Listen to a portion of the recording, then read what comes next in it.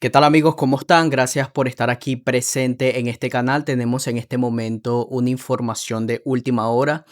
El presidente de Ucrania, Volodymyr Zelensky, se encuentra en este momento en la Casa Blanca para una reunión con el presidente de Estados Unidos, Donald Trump, con respecto a la reunión que tuvo el presidente con Vladimir Putin en Alaska hace 2 días. Ahí tenemos imágenes, señores, del presidente de Ucrania, Volodymyr Zelensky, llegando a la Casa Blanca. No sé si pueden notar algo distinto en Zelensky, es que esta vez tiene un traje. Se vistió bien, señores. Miren esto.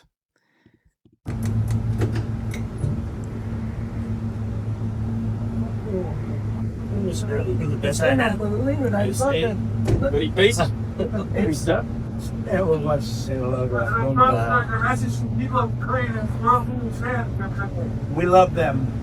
We love them.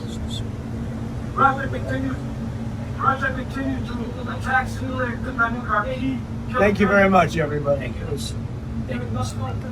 Ok, el reportero le preguntó, presidente, ¿cuál es su mensaje para el pueblo ucraniano? El presidente dijo, los amamos el pueblo de Ucrania. Última hora, el presidente y los líderes europeos posan en la Casa Blanca para un retrato familiar. El presidente tiene una presencia tan dominante. Estos líderes pronto ofrecerán una conferencia de prensa multilateral en la sala este. Quizás haya fuegos artificiales. Miren esto.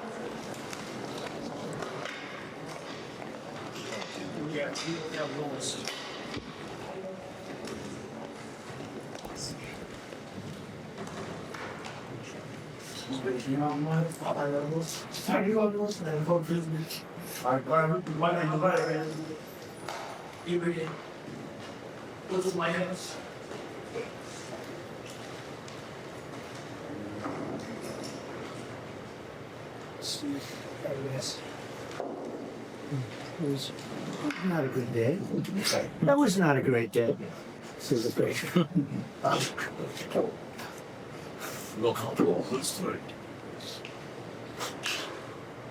Is everything okay? You all set?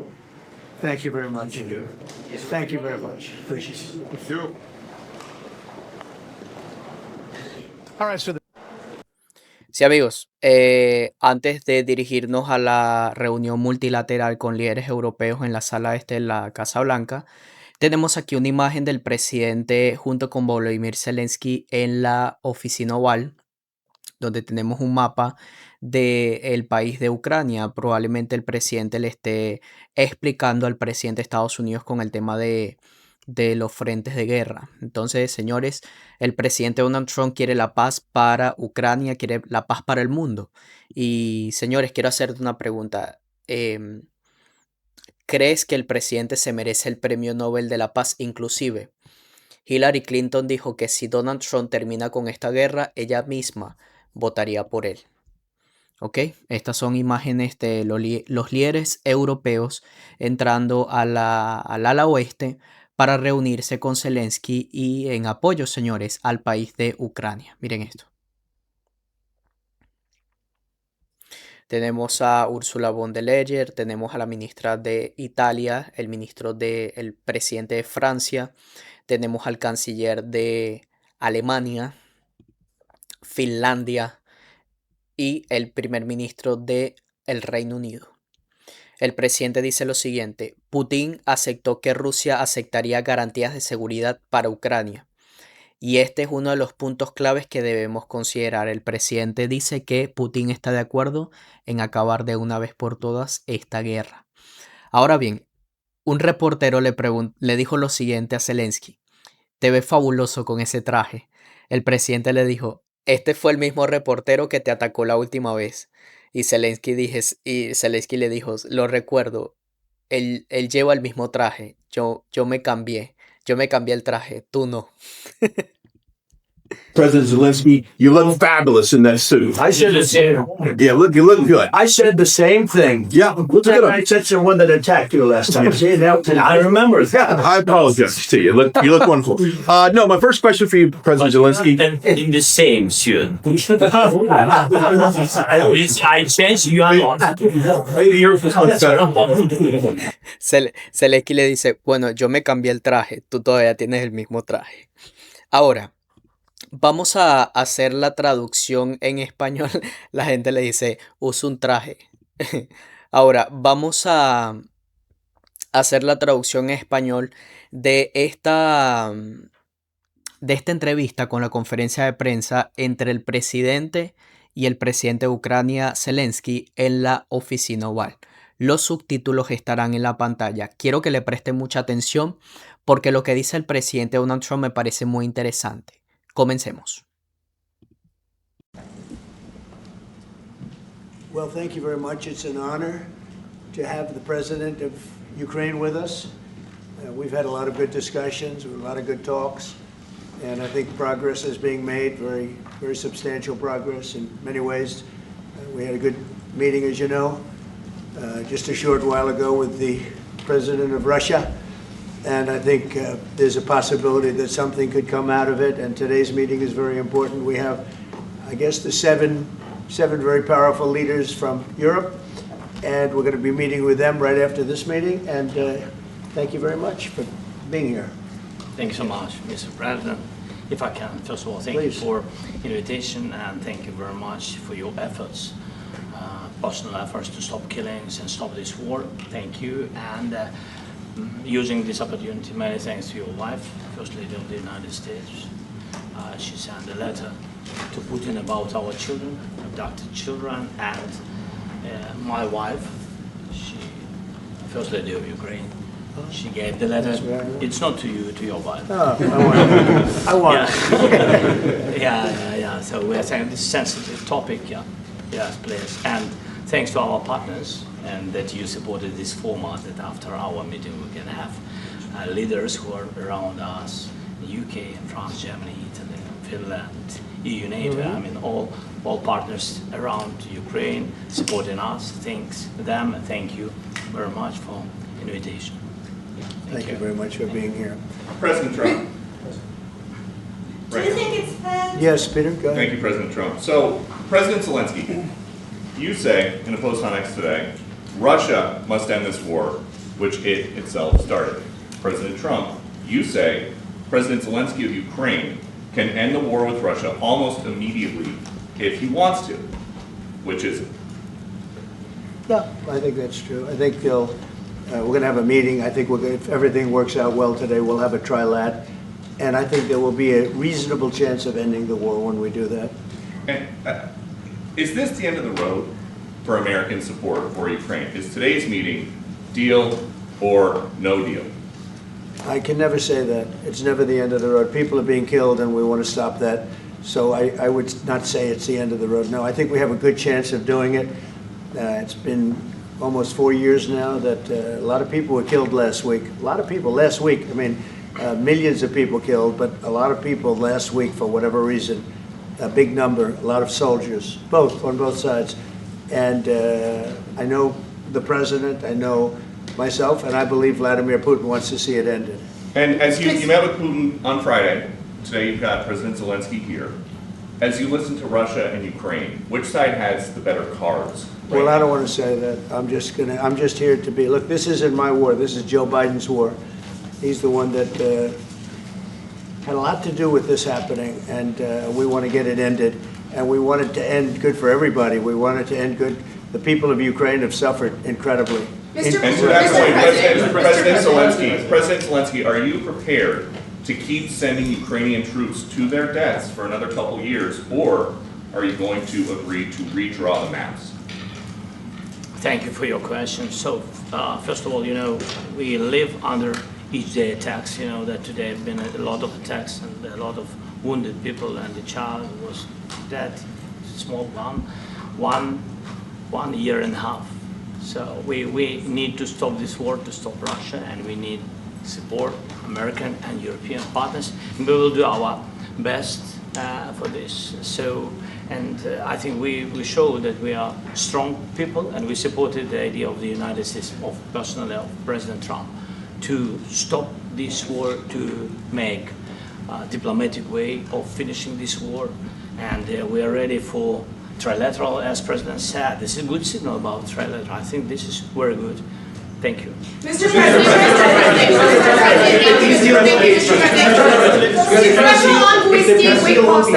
Yes, if the peace deal will be achieved, are you going to be willing to send American peacekeepers to Ukraine? Well, we're going to work with Ukraine, we're going to work with everybody, and we're going to make sure that if there's peace, the peace is going to stay long-term. This is very long-term. We're not talking about a 2-year peace and then we end up in this mess again. We're going to make sure that everything's good. We'll work with Russia, we're going to work with Ukraine, and we're going to make sure it works. And I think if we can get to peace, it's going to work. I have no doubt about it.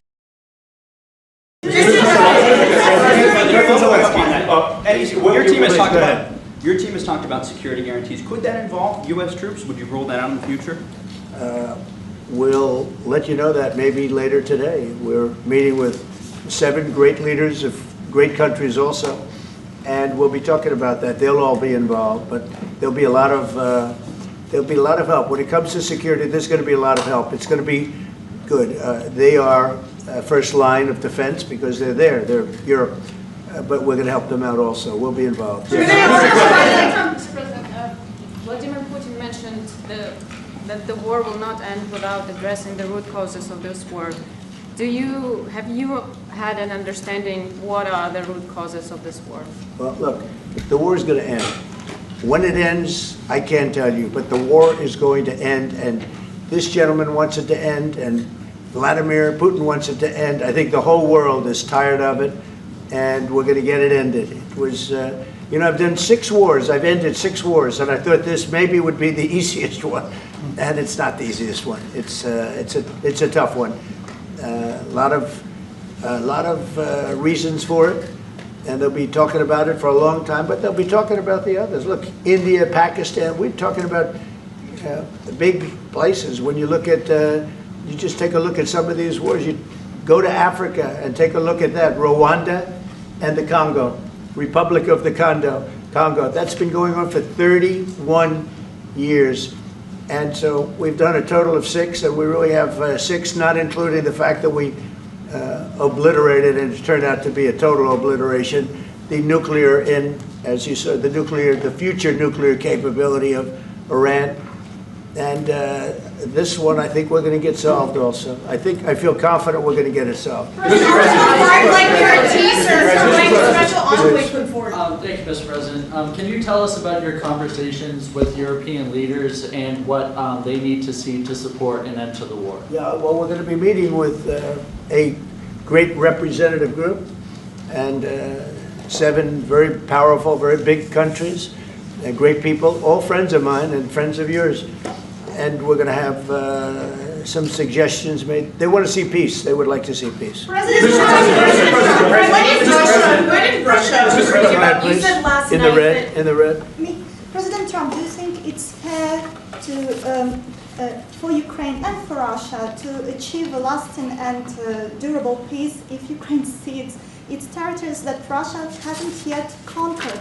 Do you think it's a fair peace for Ukraine? We're going to have a lasting peace. Just to answer the first part of your question, we're going to have a lasting peace. I hope it's going to be immediately. I hope it doesn't have to go on. And I think people of the whole world is going to be very happy when that's announced. Mr. President, you posted on social media, Mr. President, a very touching letter from the First Lady. And the letter was hand-delivered to President Putin. And it calls for an end to the war, essentially, because of the children and the children's future. Why did the First Lady feel that letter was necessary? Was it because she believes that Mr. Putin is the aggressor in the war? Is a similar letter being hand-delivered to President Zelensky? So the First Lady felt very strongly. She's watched the same thing that you watch and that I watch. I see things that you don't get to see, and it's horrible. But when she's got a great love of children, she has a wonderful son that she loves, probably more than anybody, including me. I hate to say it, but she loves her son. She loves children, and she hates to see something like this happening. And that goes for other wars too. I mean, she sees the heartbreak, the parents, the funerals that you see on television. Always funerals. We want to see something other than funerals. No, she felt. It was a beautiful letter. It was very well received by him. And she did ask me to say, she would love to see this end. She would love to see it end, and she says it very openly, very proudly, and with great sorrow because so many people have been killed. Mr. President, last week, Brian, Mr. go President, ahead, Brian. Yes, sir, I've got a question for each of you. Yes. First of all, Mr. President Zelensky, you look fabulous in that suit. I said the same thing. Yeah, you look good. I said the same thing. Yeah, looks good on I you. said the one that attacked you last time. See, now he's I remember that. Yeah, I apologize to you. You look wonderful. No, my first question for you, President Zelensky. In the same suit. You see, I changed, you are not. Maybe yours is much better than mine. Real quickly, upon peace, God willing we get peace, are you open to holding an election in your country? Yes, of course. We are open for election, yes. We have to do safety circumstances, and a little bit we need to work in the parliament, because during the war you can't have elections, but we can do security. We need, maybe, how to say, we need a truth, yes, everywhere, in the battlefield, in the sky, in the sea, yeah, to make possible for people to do democratic, open, legal elections. So you say we're ready. during the war you can't have elections. So let me just say 3.5 years from now, so you mean if we happen to be in a war with somebody, no more elections? Oh, that's good. I wonder what the fake You like news this is. idea? Yeah. No. Speaking of news, I got a question for you. This sounds insane for me even to ask this, but do you think the American media really doesn't even want a peace deal because they've seen they've been so critical of you every step of the way as you lead the charge for peace?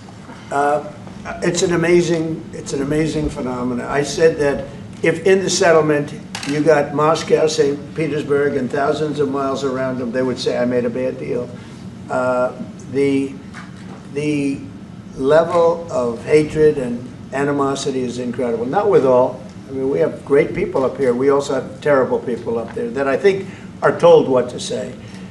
But, you know, in solving all of these wars, they don't even write about it. You know, I saw major wars. I saw wars that have been going on for 31, 35, and 37, and a couple of quicker ones.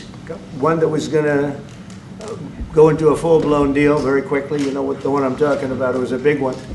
But they don't even write about that. No matter what I do, no matter what, and you know, this is not anything to do with you. It's probably to your advantage in a certain way. But no matter what I do, no matter what deal I make, from my standpoint, you'll come out good.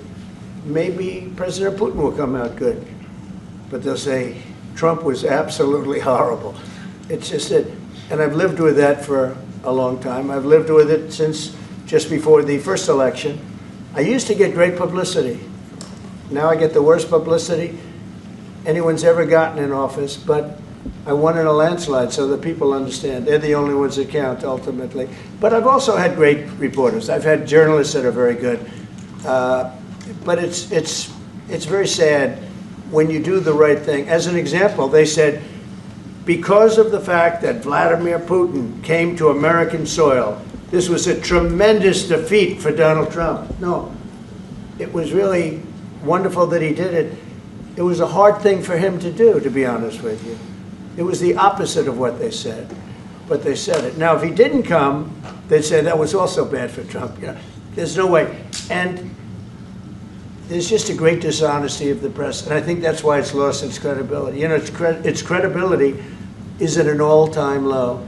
We have a thing going on right now in D.C. We went from the most unsafe place anywhere to a place that now friends are calling me up, Democrats are calling me up, and they're saying, sir, I want to thank you. My wife and I went out to dinner last night for the first time in 4 years, and Washington, D.C. is safe, and you did that in 4 days. I'll tell you, it's safe. I had another friend of mine, he has a son who's a great golfer, he's on tour, and he came in 4th yesterday in the big tournament where Scotty Scheffler made the great shot, and he said his son is going to dinner in Washington, D.C. tonight. I said, would you have allowed that to happen a year ago? He said, no way, no way. He said, what you've done is incredible. And I think the people realize it.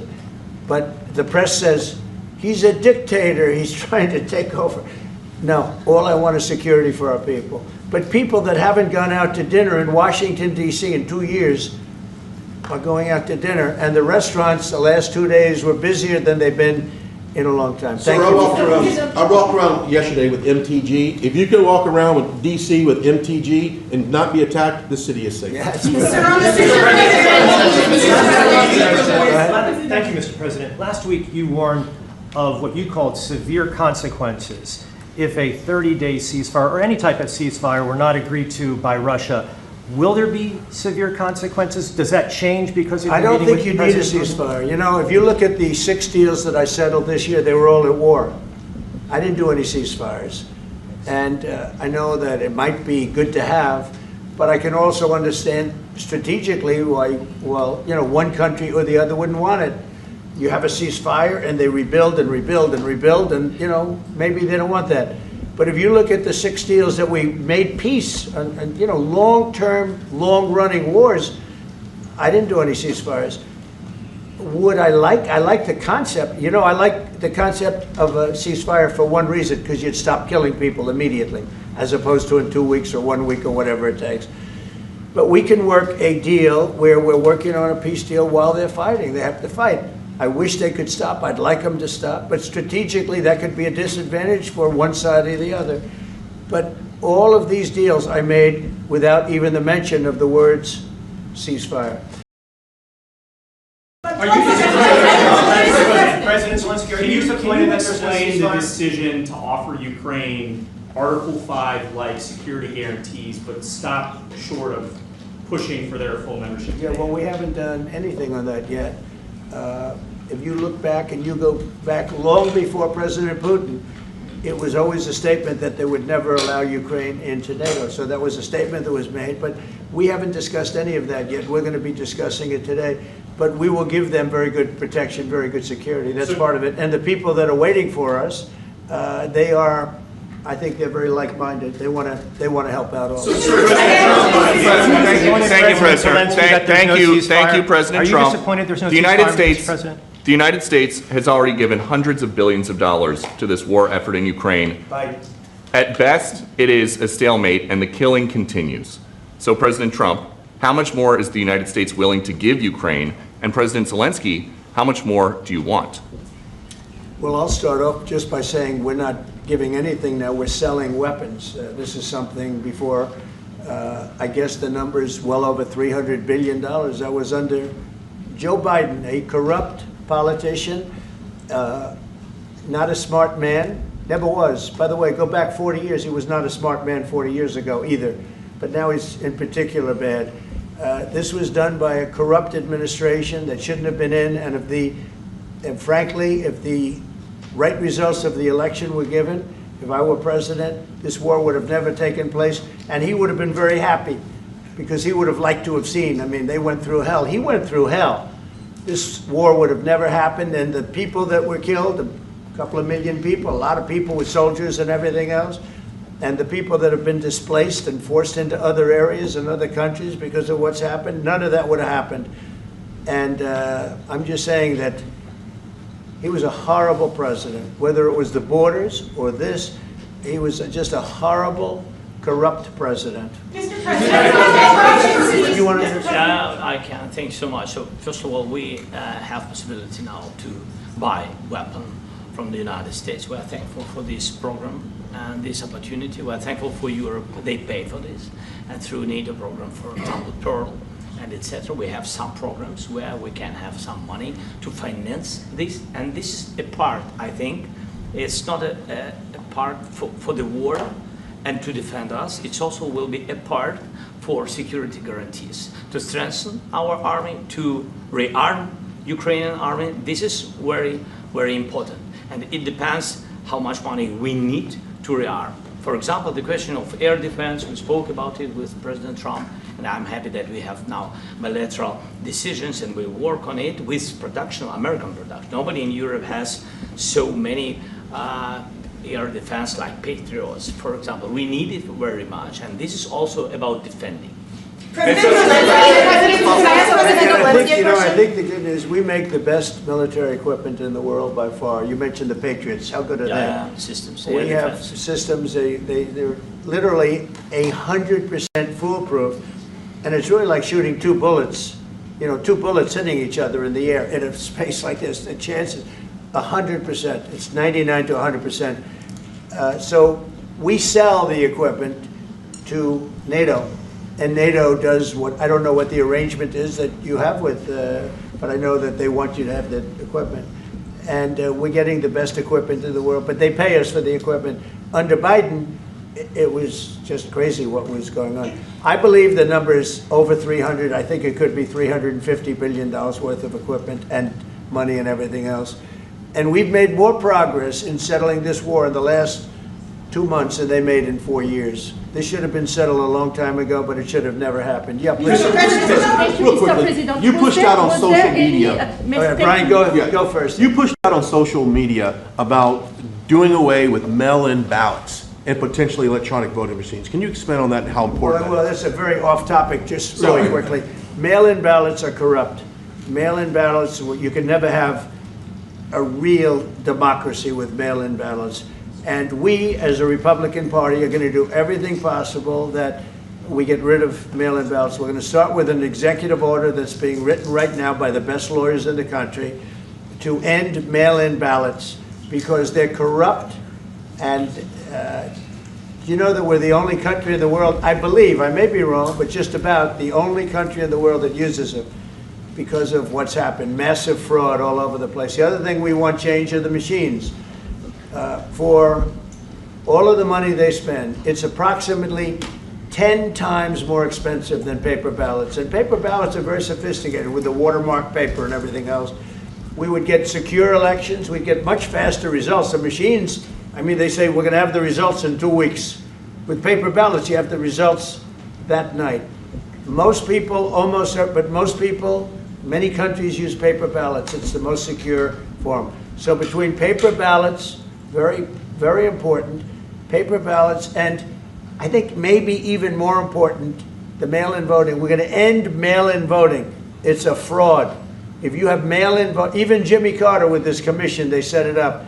He said the one thing about mail-in voting, you will never have an honest election if you have mail-in. And it's time that the Republicans get tough and stop it because the Democrats want it.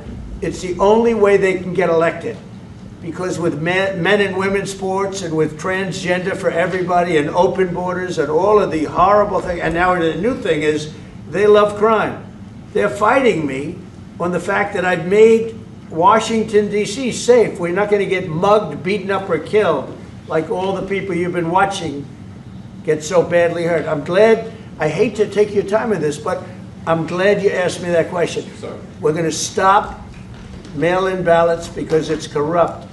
You know, when you go to a voting booth and you do it the right way and you go to a state that runs it properly, you go in, they even ask me, they asked me for my license plate, for identity. I said, I don't know if I have it. They said, sir, you have to have it. I was very impressed, actually. But it's very hard to cheat with mail-in voting. As you know what happens in California, it's so corrupt, where some people get 5, 6, 7 ballots delivered to them. Now, we got to stop mail-in voting, and the Republicans have to lead the charge. The Democrats want it because they have horrible policy. If you have mail-in voting, you're not going to have many Democrats get elected. That's bigger than anything having to do with redistricting, believe me. And the Republicans have to get smart. We're not going to have a country. I said for a long time at rallies, you need borders and you need free and fair elections. Those two things, otherwise you don't have. We have strong borders now. In 90 days, Mr. President, we didn't have 0 in 3 months. Not one person came in illegally into our country. In fact, even I find that hard to believe, but it's run by a little bit of a liberal group that put out the numbers, so I guess it's, but 0, 0, and 0. You go back a year ago, 2 years ago, 3 millions of people poured into our country. It was terrible. Thank you very much. What security guarantees do you need from President Trump to be able to make a deal? Is it American troops, intelligence, equipment? What is it? Everything. And really, it includes two parts. First, strong Ukrainian army. That's what I began to discuss with your colleagues. And it's a lot about weapon and then people and training missions and intelligence. And second, we will discuss with our partners. It depends on the big countries, on the United States, on a lot of our friends. And Mr. President, are you willing to commit American troops to that NATO-like protection in order to get President Zelensky to a deal today? Well, I don't know if you define it that way, but NATO-like, I mean, we have people waiting in another room right now. They're all here from Europe, biggest people in Europe, and they want to give protection. They feel very strongly about it, and we'll help them out with that. I think it's very important. I think it's very important to get the deal done. You've been involved with the peacekeeping in Ukraine since your first day in the administration. What would you say to the Ukrainian people right now who are suffering under the Russian attacks and hoping that the American people will stand with them? Well, I know Ukrainian people. I've known many over the years. They're great people. They're smart. They're energetic. They love their country. I mean, they love their country, and we want to get this war ended. That's all I can do.